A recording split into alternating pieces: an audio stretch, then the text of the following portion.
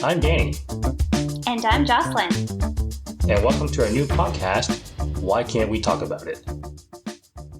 Today, for our second ever episode, we're covering a pretty widely known topic that until recently hasn't really been openly discussed. And that topic is anxiety.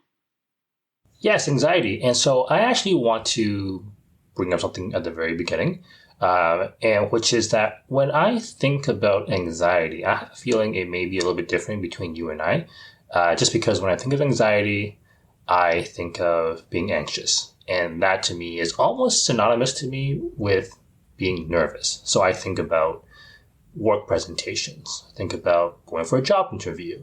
I think about how I feel, let's say before a date or something like that. But at the same time, I know just from, reading about things online, hearing people's experiences, anxiety, I think there is a much broader spectrum of meaning for that. And so, that's my initial take. And I'm kind of curious what your thoughts are on that part. Yeah, I think everybody does experience anxiety, like situation-based anxiety, as you described, like before you take an exam or before trying something new for the first time. It's pretty normal to experience that anxious, worried feeling. But usually in those situations, I personally just say, oh, I'm feeling a bit nervous about this. Whereas anxiety, which I have generalized anxiety, it's almost like this chronic feeling that something is wrong. And I'm a lot better now. I did cognitive behavioral therapy for this specifically to help alleviate it. But for a really long time, I had a double whammy of anxiety, general anxiety, and depression. And those are two best friends you never want to encounter. So I did CBT specifically to target both of those things.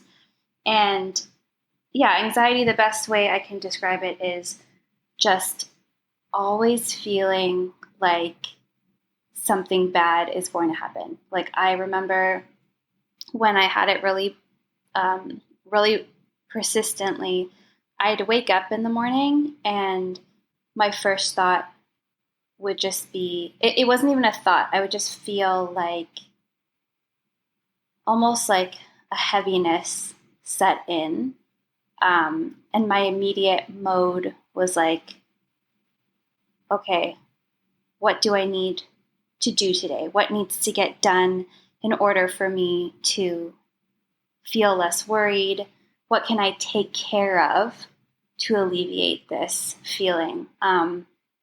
And I think there wasn't no amount of tasks that I crossed off a to-do list, no satisfied feeling of productivity was ever going to combat that anxiety. I had to really work through it in other ways, but I think that's the best way I can describe it, is that it was just this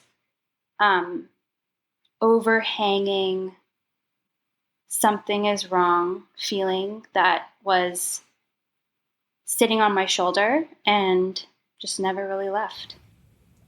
And is that something that is more of just like a thought? I know you said feeling.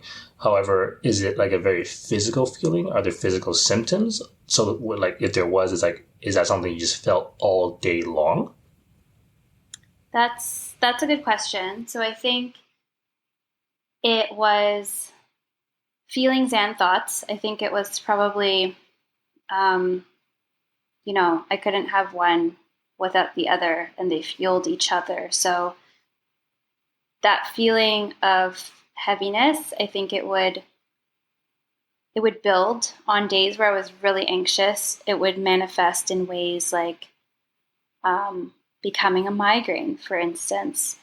And when it came to my thoughts, I would spiral. I definitely do this thing, or used to do this thing called catastrophizing, where something innocuous would maybe go wrong or like had the potential to go wrong. And I would just think about the worst possible scenario. And it was with everything. Like it was with things at work to like, you know, meal prepping. It was like any really like not stressful thing would become stressful. And it became worse around big life changes, which I've had a lot of in the past few years. I mean, we all have with COVID, but I also moved several times. I had to apply for a visa to work in a different country. A lot of big things have happened that sort of spurred on those anxious feelings. And it really wasn't until I used therapy as a way to process it that I was really aware of anxiety at all. I just thought that this was normal. Or maybe not normal, but I just thought, isn't everybody like this? Like everybody must experience this like feeling that life is hard and life is stressful and anything could go wrong at any moment. But now that I've worked through that, I realize that everybody is not, in fact, a ball of stress. Right. Just waiting to explode at the drop of a pin. So when you say okay, so I guess I have two questions actually. One is, I'm not familiar with CBT. And so I know in our last episode, we just talked about, therapy in general, and we mentioned a lot of talk therapy. But I also have heard of CBT, but I mean, I never actually looked into it. So number one, I guess I'm curious what that is exactly. And the second thing is, you also said you didn't really realize, though, that there was anxiety for you until therapy happened. So does that mean that, I guess my question is, how far back does this go for you? Or was it just something you never recognized? So you're just like, oh, this is just another part of life, but it wasn't until therapy you're like, oh, this is an actual thing. I think that anxiety started when I began my career, to be honest. Like a lot of my mental health issues go back to starting my career. I guess it's, coupled with added responsibilities and just growing up and having to be an adult. But I mentioned in our first episode that I started therapy because of a very specific situation that was happening at work that I guess I could say definitely added to my anxiety. But when I went to therapy for that, it was really for that particular situation where I learned about gaslighting, power dynamics, and how to work through that. And I finished with that therapist, and after I had properly processed that situation and moved on, it wasn't until I started with a new therapist specifically I just thought I was overly stressed. I said, I knew that I suffered from depression, but the anxiety, I thought I was just a stressed out person. And she really helped me identify it and work through it. So CBT, the reason I decided to use CBT for my stress, anxiety, and depression. Right. First of all, my brother recommended it to me because he is a doctor and he has seen firsthand how effective CBT is. And he really thought that I could benefit from it. So CBT is different from talk therapy because it is a goals-based type of therapy. It's usually there's a set number of sessions, and you get homework to do, and it really targets the way you think, and it tries to help you understand your feelings and how those feelings affect your behavior. So talk therapy, I think you don't really always have to have a goal. I mean, you definitely can have a goal, but I think you just go into it and you can, talk about what your family is like and how that had an effect on you. And you can kind of just explore and go into many different topics, but CBT is really focused. You have like exercises and journaling, and you reflect on your progress. And I definitely think it helped. I think it's the reason why I don't need therapy right now, and why I can refer to my anxiety in the past tense, because I haven't felt that everything is wrong feeling in a long time. And in fact, when I wake up in the morning now, my first thought is just, how grateful I am that my dog is snuggling up next to me, and I can look forward to my day. So it's totally, I feel so much better now. But yeah, that's what cognitive behavioral therapy is. It's different than talk therapy, and I definitely recommend it. But when you just asked me what CBT is, I thought you said CBD, which is actually something else that I used for anxiety. So, I mean, listen, I'm not here to push any type of activity or digestible, but I will say that no judgment here.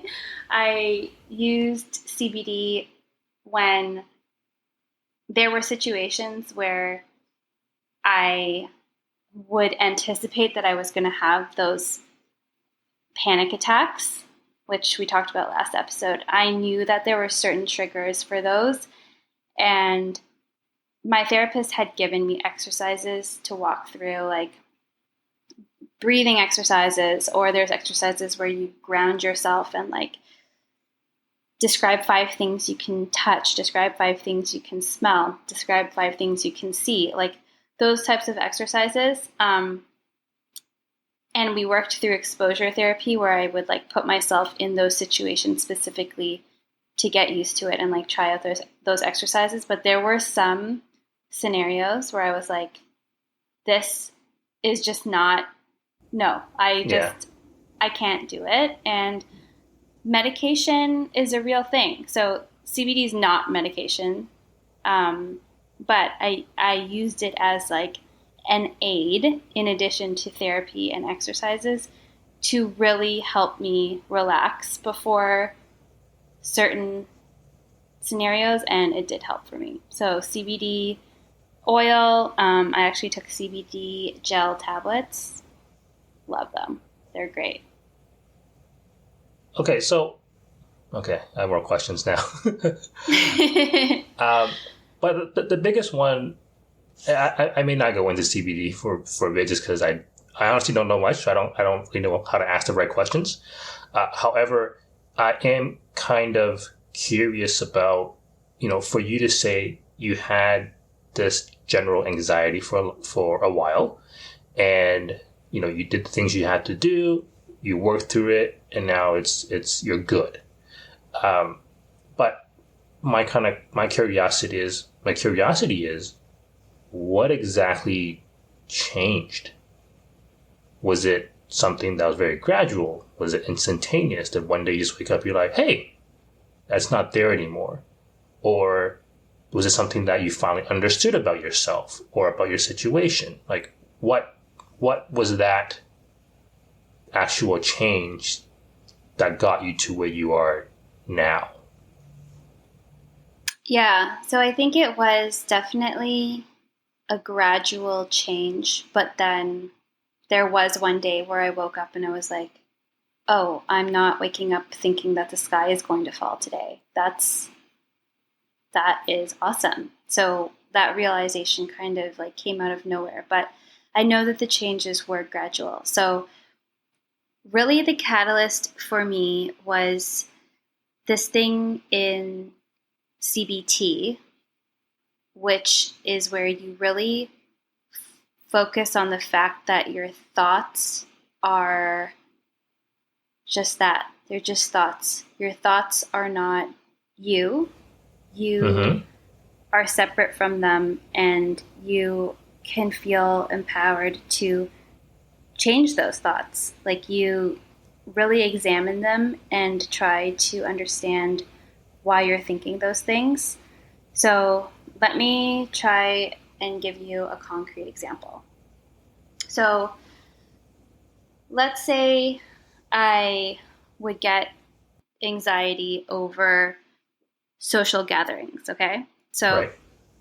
there was a point, like I'd say right when we were coming out of lockdowns, where I had been getting social anxiety for a little while before COVID, which I didn't realize. Um, Although I don't know how I didn't realize that because there were so many times at events where I'd have to like run to the bathroom and hide and like call my brother and be really upset before recovering and going back out into those public spaces. So I don't know Mm-hmm. how I didn't have social anxiety. But um, during lockdown, you didn't have to see anybody. I wasn't in those situations at all. So I think the thought of going back into the world made me really nervous. So I talked through this with my therapist and I said, like I am worried about, I have anxiety about going to this gathering where I'm seeing a few friends for the first time and we're going to go to a bar and watch a soccer game. Yeah. And so we broke down those thoughts. So she said, "Why why are you feeling anxious? Like what's driving that feeling?" And when I really had to examine it, I looked at it and I was like, they are going to think I'm awkward, or they are going to be really scrutinizing everything I do and say. And I feel nervous about that. And my therapist broke down that and said, well, why do you feel like that? And I said, I guess it's because I feel judged or I will feel judged Right. and exposed. And she said, why do you think that? Like, is it because you really care about what they think about you?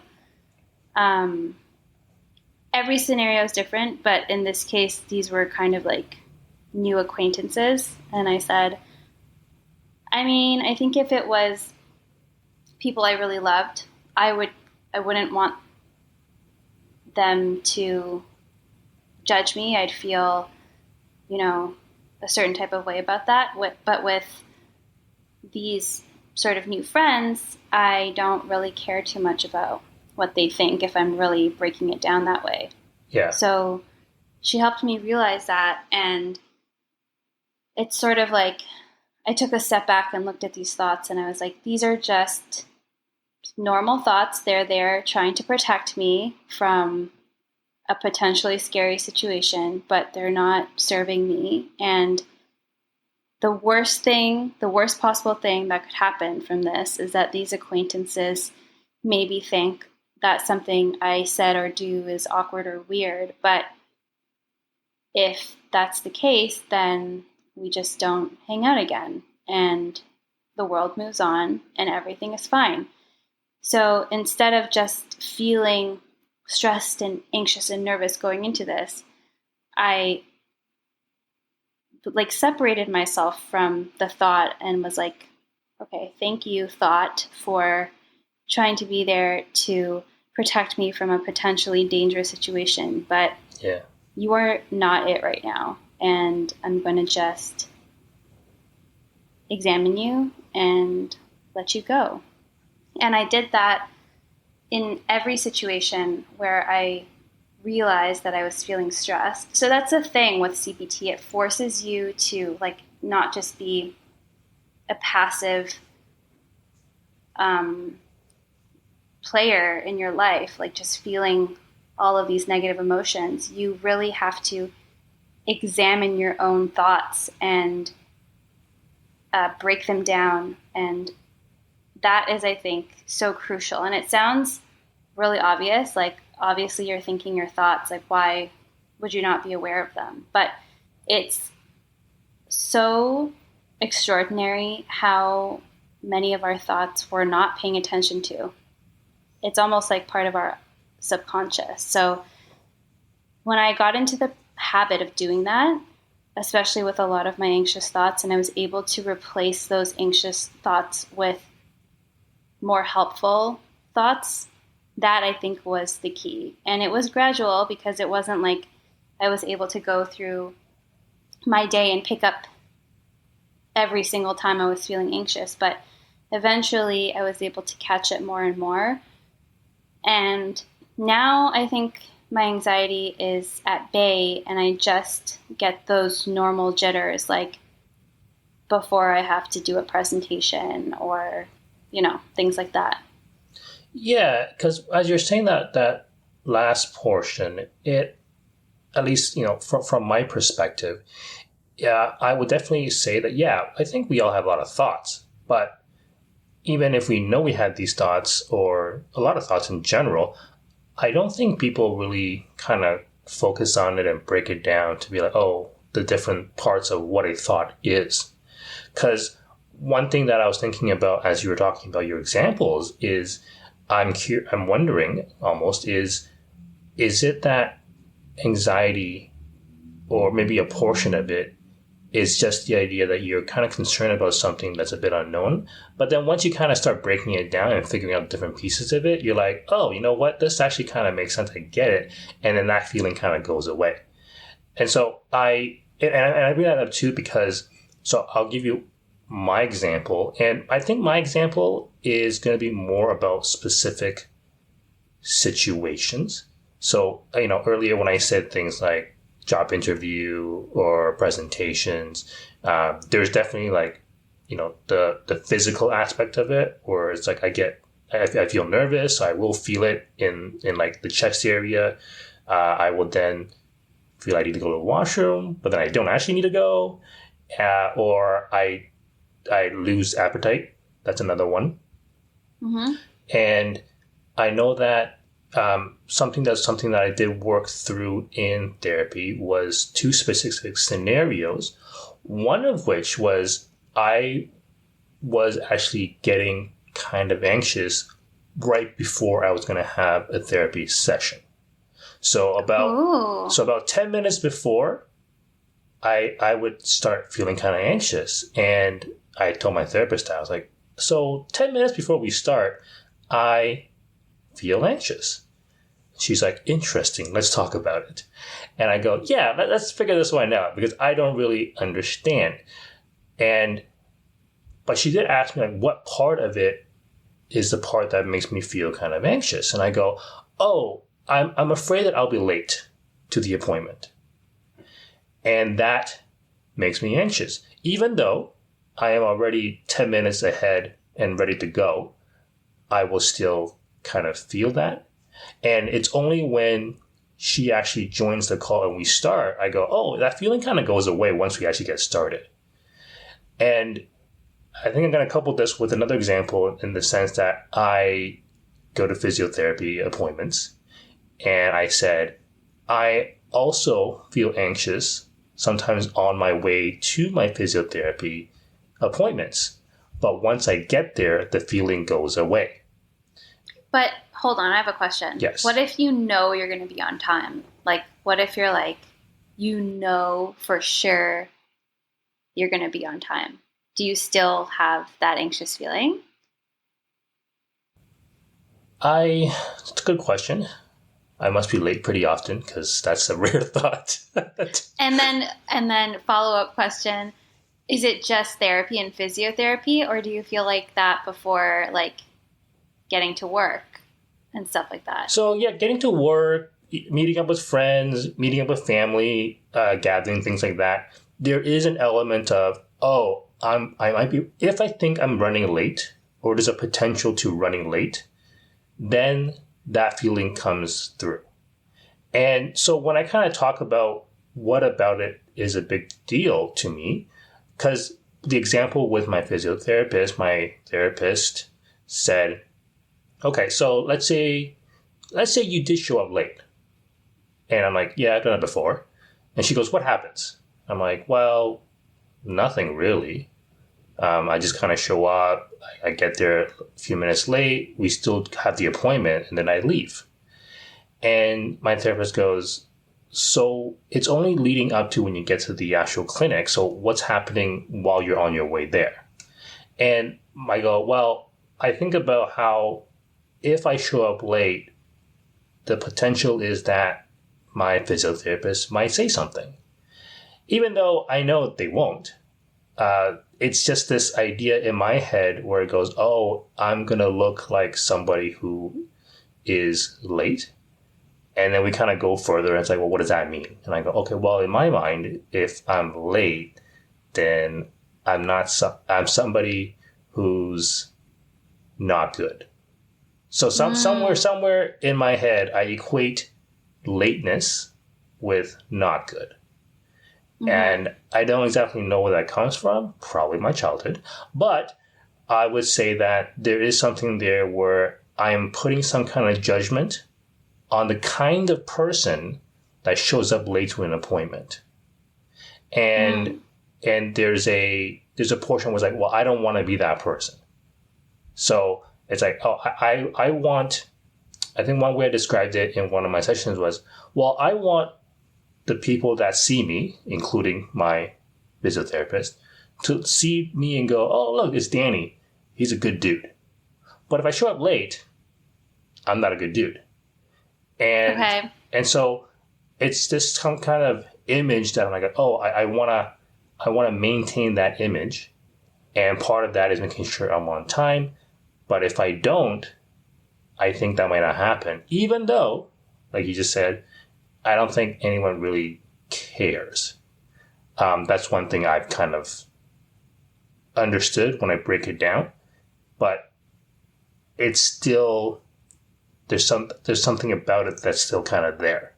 So it has gotten better when I break it down and kind of figure it out and I go, oh, it's not really a big deal. Obviously, it's not something I want to do all the time, but if it happened, it's not actually a big deal. But the physical feelings and sensations and thoughts still accompany it if it was to happen. So now that you know, like you were able to break it down, and you can recognize it when it starts to happen, does it happen more infrequently? Yes. So it's definitely more infrequent because I go, oh, okay, wait, this scenario, what's the big deal? And for me, I do try to think through it. It's like, okay, well, if I go a few steps forward, what does it actually mean? Is something going to happen? No. And if not, then what's actually the big deal? And if that's the big deal, then I would say that feeling anxious about it is not really warranted. Mm-hmm. And so it's more of, oh, it's just me. But the worry used to be more like, oh, it's about the other people. But at the end of the day, it's actually just me. I'm the one that's in my head. I'm the one in my body being like, hey, there's an issue if you're running late. But then I go, if I was the physiotherapist, would I actually care? Like, no, not really. So why do I care when it's me? If that makes sense. Yeah. And I think that's one of the biggest things at least with the whole idea of possibly running late. That's one aspect. But of course, I think with anxiousness, with things like job interviews and work presentations and things like that, there is more that has more, I think, to do with the idea that, like, oh, you don't necessarily want to disappoint people with what you're doing. Because one, again, I think it comes down to you. I still want to have this idea that, oh, I hope people would like me when I do my work, or, for any job interview, I would imagine that anyone going in, it's like, oh, you want to, look good because you're trying to get this job. So I feel like that kind of makes more sense. But the whole thing about being late, that sometimes there was a time where I think it was happening without any valid reason. And that, I think, is more of anxiousness when it comes to my personal perspective. Yeah. So. But what you just mentioned, like, so much of anxiety comes back around to perception, right? Like, how are people going to perceive me? With your buildup of, like, oh my gosh, if I'm late, they're going to see me as a certain type of person. That's kind of similar to the anxiety you get before an interview or a presentation, where you're like, okay, I want to come off as competent. And for me, that social anxiety that I described, where I was like, if I really get down to it, I guess it's about how these people I'm going to be around perceive me. We're all in our own heads about this kind of stuff, right? I mean, at least that's one type of anxiety. There's another type of anxiety, if you'll allow me to go in a different direction, which is, this was like definitely harder to quell. And this was that, like, something's going to go wrong anxiety, where I would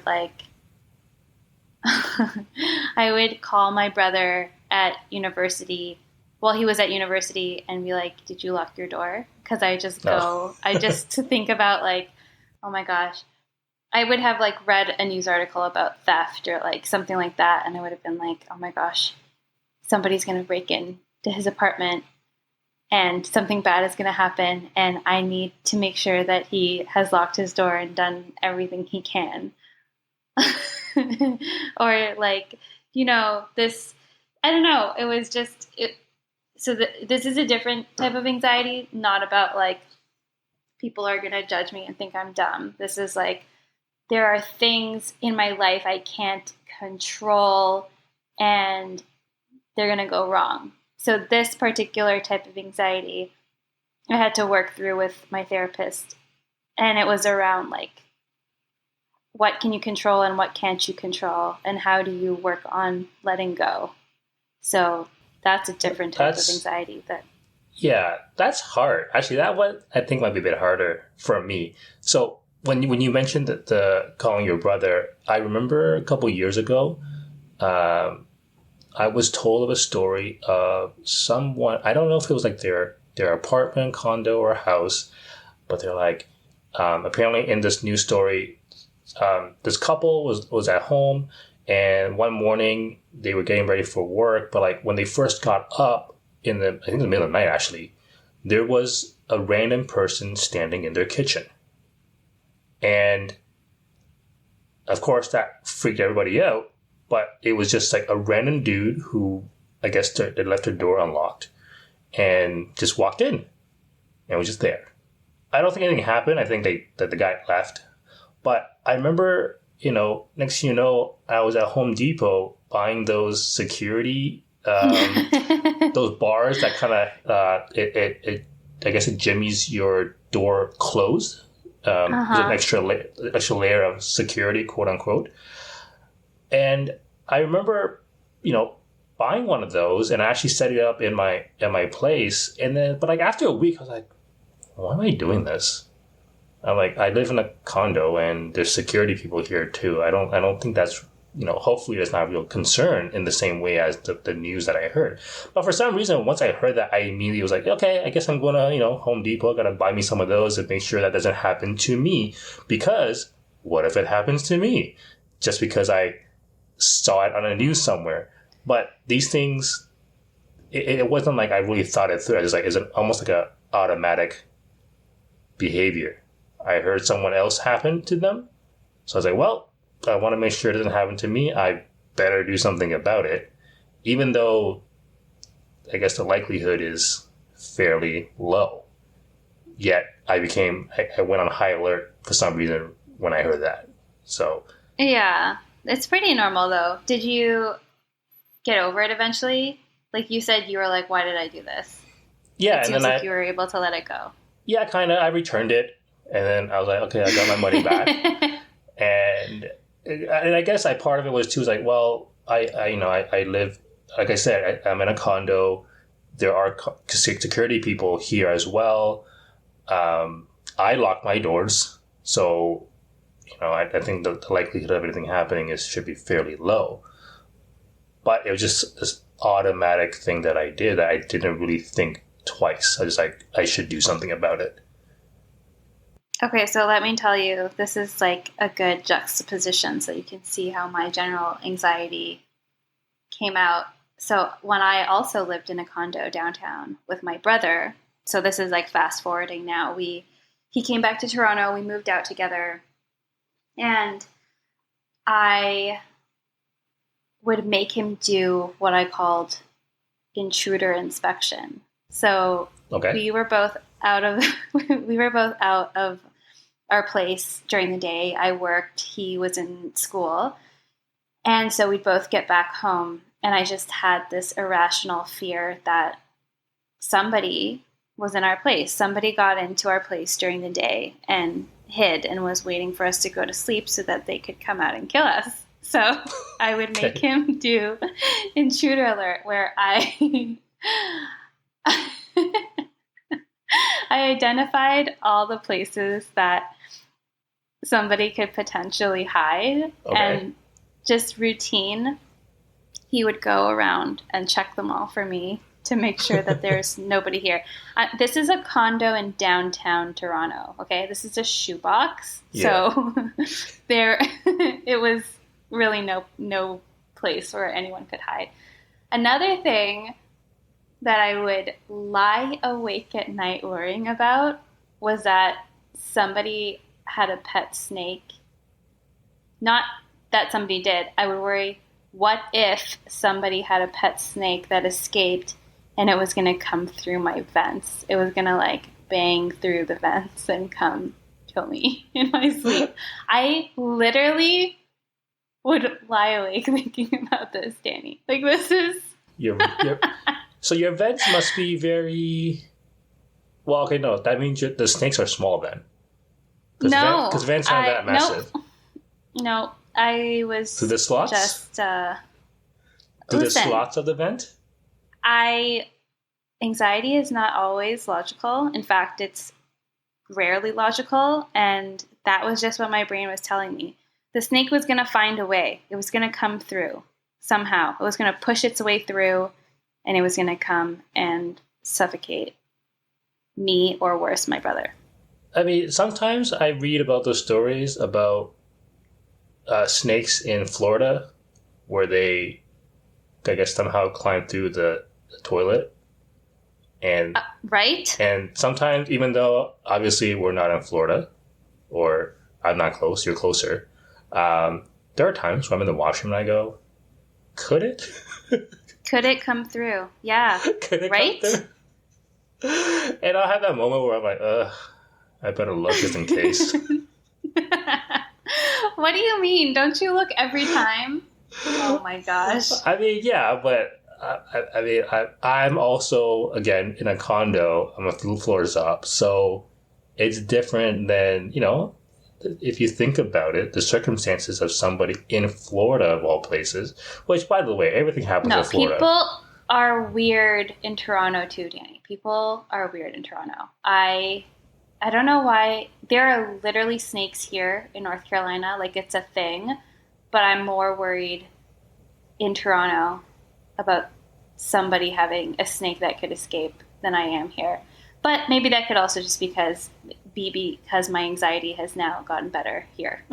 I have made great strides, and I'm not lying awake at night thinking that creatures are coming for me, human or reptile. Right.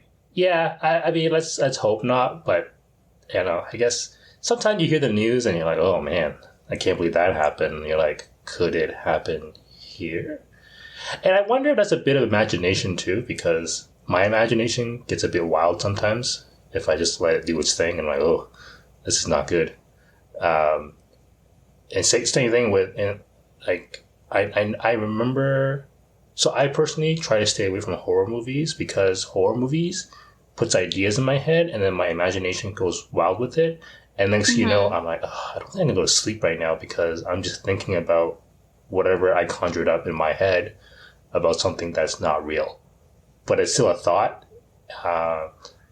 And there are times I'll be sleeping and I'll be going to bed and I'll kind of just open one eye just in case.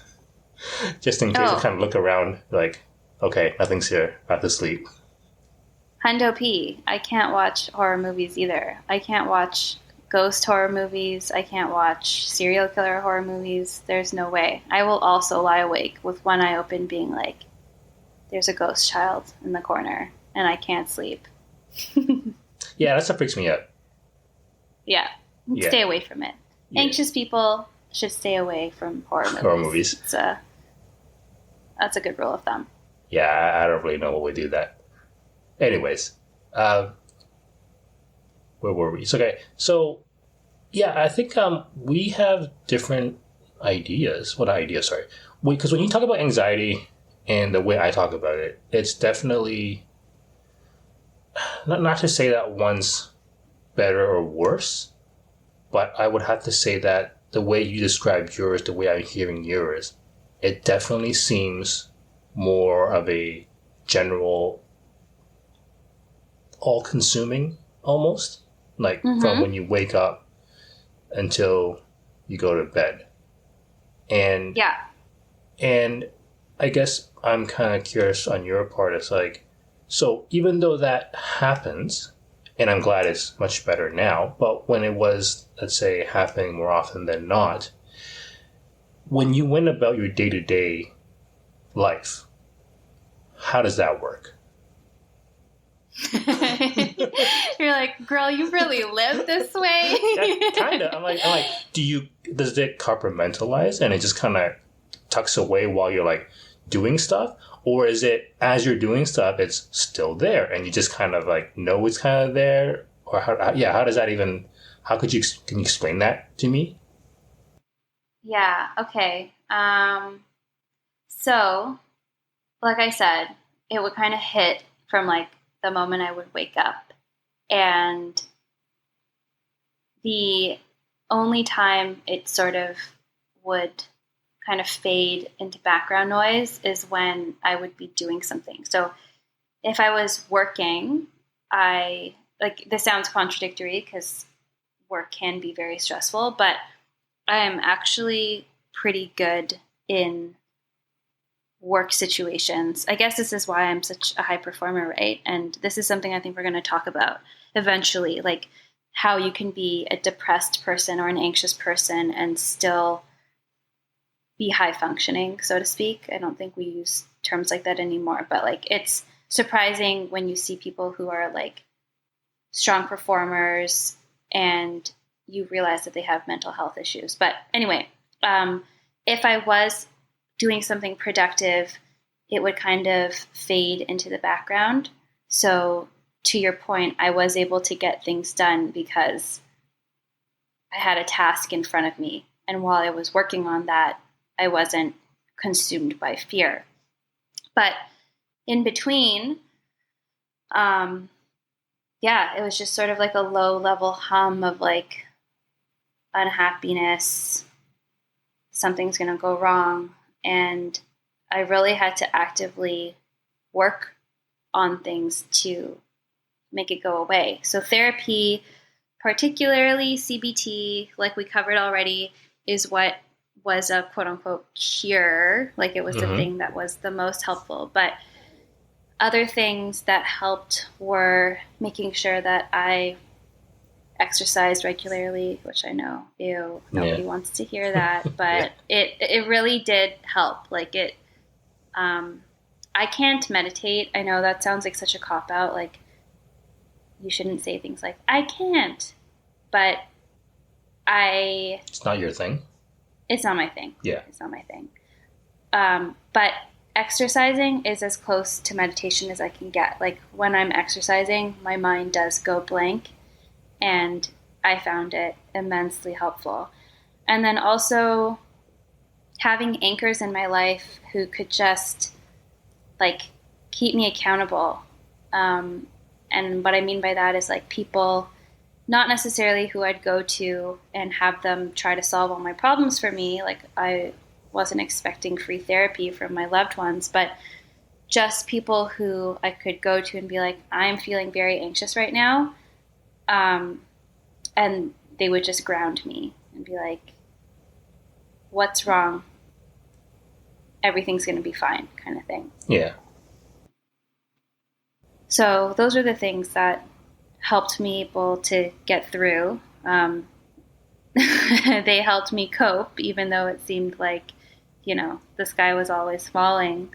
Um, I just managed. And then, yeah, I also mentioned CBD oil and gel tablets when I could anticipate when something was going to be particularly hard to get Yeah. through. Let me ask you a thought on something. Do you think, I know we're talking about it now, and one of the points of having this podcast actually is that, the idea is like hopefully for, listeners can hear and go, oh, hey, look, just two people just kind of chatting about topic of anxiety and just kind of talking about it in a way where it's just like a regular conversation without it being seem like it's something that's a bit off limits. Mm-hmm. Do you think, you know, most people or, a lot of people that you know, or I guess for me, when I think about people I know, I sometimes do wonder if they're also dealing with the topics that we have and we'll be talking about, including today's on anxiety, but that because it's just something that no one really talks about. So I sometimes wonder, like, hey, my friends, I'm like, hey, I wonder if they're going through stuff. I wonder if they're going through anxiety. I wonder if they're doing things for it, or are there, I guess anxiety attacks, episodes, or things like that. But when we all just kind of see each other, it's just like, hey, how are you? Oh, everything's good. Yeah, yeah, back to work, things like that. But I wonder if there's like more underneath. But it's just like, it's just something that people don't really talk about because they either don't want to, or, they're not aware of it, or something tells them they shouldn't. But do you ever just kind of wonder, like, hey, I wonder if people I know are also going through stuff? I think so. I mean, yes, I do wonder, but I think the way that people voice it is by saying things like, "Oh, yeah, I've been having a hard time recently," or "Work's been difficult recently," or "I'm pretty stressed out right now." Like I don't know anybody who has said things like, I've been having an increased number of anxiety attacks recently, or I wake up and it feels like the sky is falling. Yeah. Okay. Yeah. Yeah. Yeah. I think but to your point, it's because that's just not super socially acceptable, right? Like with my best friends, I definitely talk it through, and I do use specific language like, my anxiety has been really bad lately, or the opposite, my mental health has been really good lately. And I think the more we use descriptive language like that, the better, because being stressed out and like going through a hard time, like those are such high level things, and you can empathize, but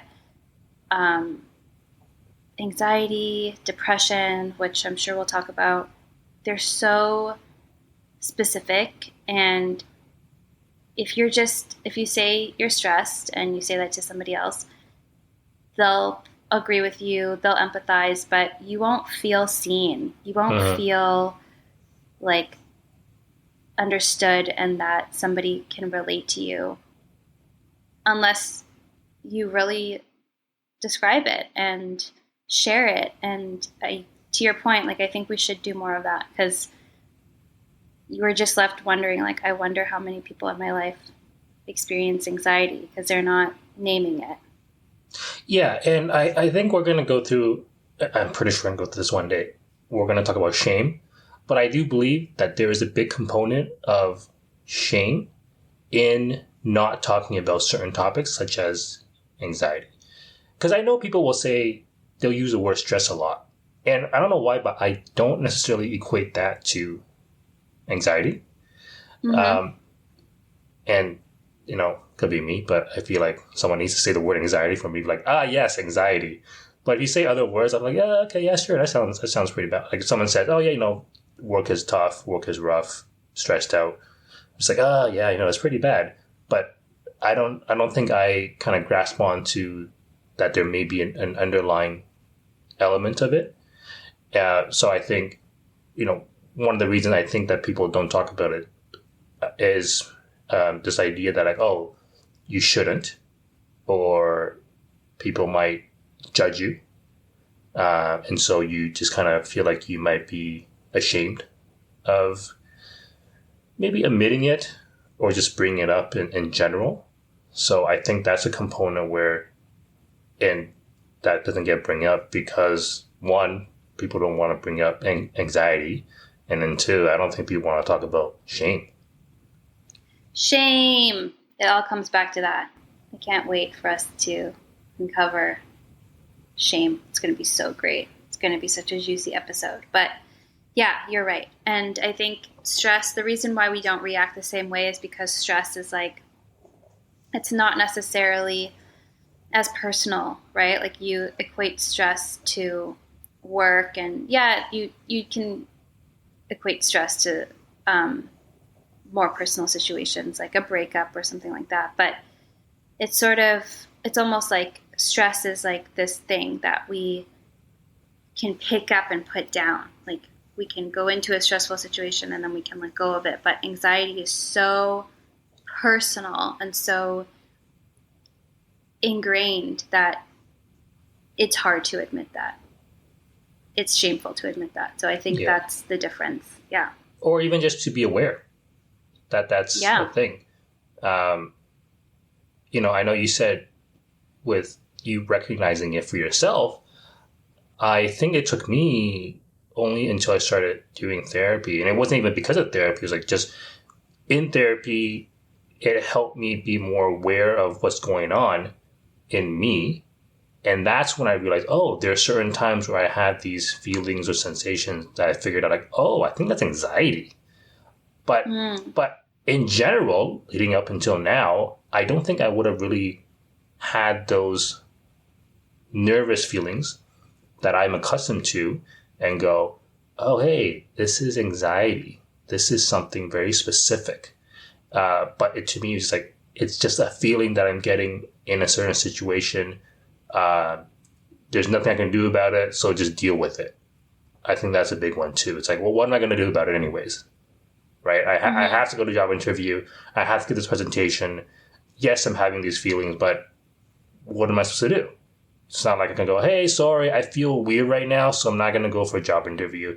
I kind of feel weird right now, so you know what? I'm not going to have this presentation. Like, there's a part of it where, for me, in terms of being personal, it was, well, this is me. This is for me to deal with. So, and also it's like, who's going to really listen to me complain?